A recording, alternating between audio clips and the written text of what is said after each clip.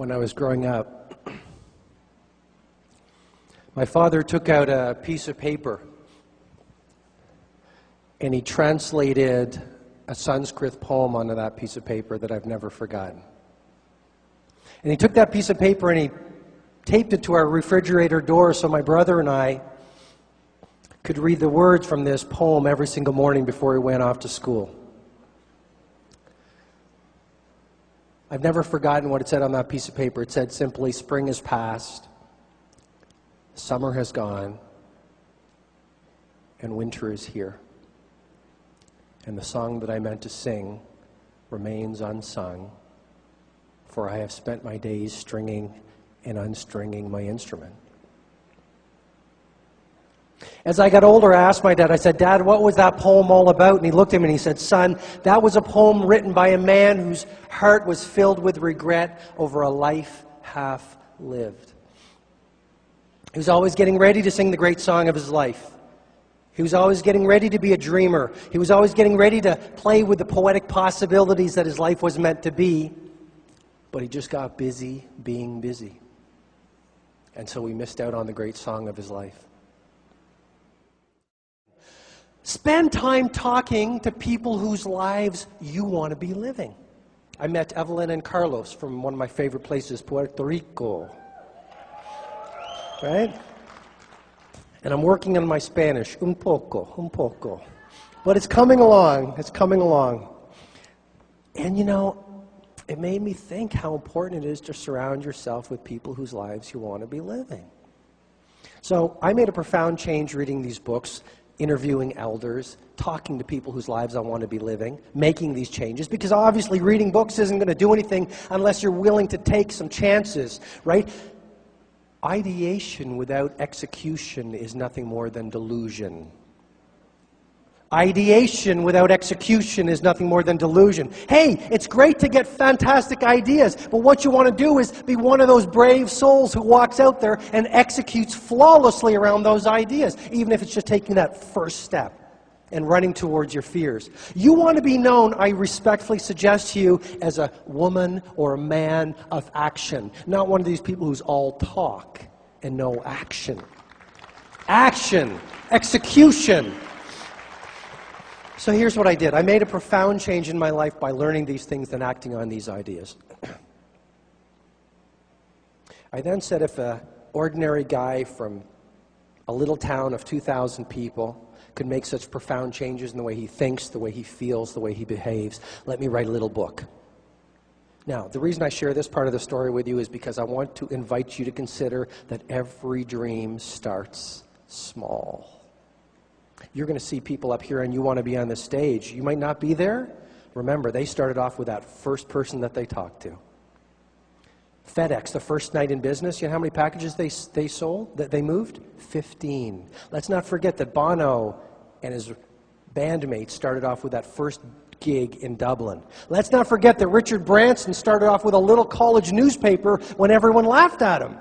Every dream starts off small, but you want to start and move it forward each and every day. And while everyone else laughs at you and criticizes you, pay no heed to them. Keep on moving your dream forward, because there is something magical about sticking to your dream longer than anyone around you thinks you have a right to stick to that dream.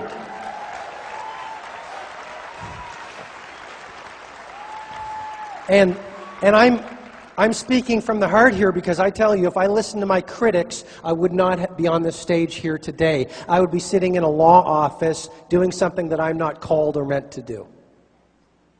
So I self-published this little book called The Monk Who Sold His Ferrari in a Kinko's copy shop. I was still, not a lot of people don't know this, I was still practicing law. My mother was my editor. My father helped me sell the book one at a time. Now, there's about 3,500 people in this room. I'm so honored to be here. I'll tell you why. My first seminar, only 23 people attended. 21 of those people were my own family members. I mean, I tell you, Starting with a little dream, like building your business and saying, I'm going to get out there and I'm going to talk to people and I'm going to take risks and I'm going to work on myself and I'm going to be extraordinary. Because the days slip into weeks, the weeks slip into months, the months slip into years. Before you know it, 5 years have gone by. 1 year has gone by. Well, 1 year is going to go by anyway.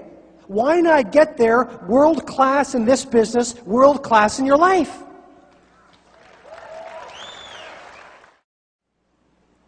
This is the greatest time in the history of humanity to be doing what we're doing.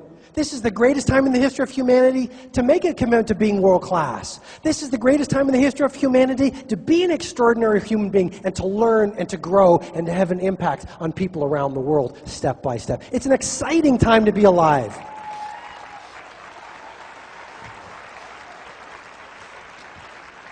So, the idea I want to share with you is on this Be an Extraordinary Performer, Don't Give Up. I want to read you a chapter from my latest book, The Greatness Guide. Chapter 97, Don't Give Up. I'm sitting here in my study as I write, drinking coffee, thinking.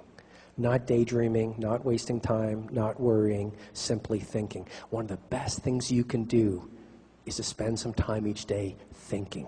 Because what's the point of getting to the top of your mountain, realizing you did the wrong things? Think how you can build your career to the next level of world class within free life. Think how you can add more value to your stakeholders. Think what you can do to be a shining example of poetic possibilities. Think.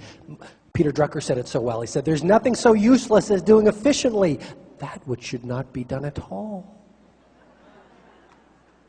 Confucius said it even better. He said, the person who chases two rabbits catches neither.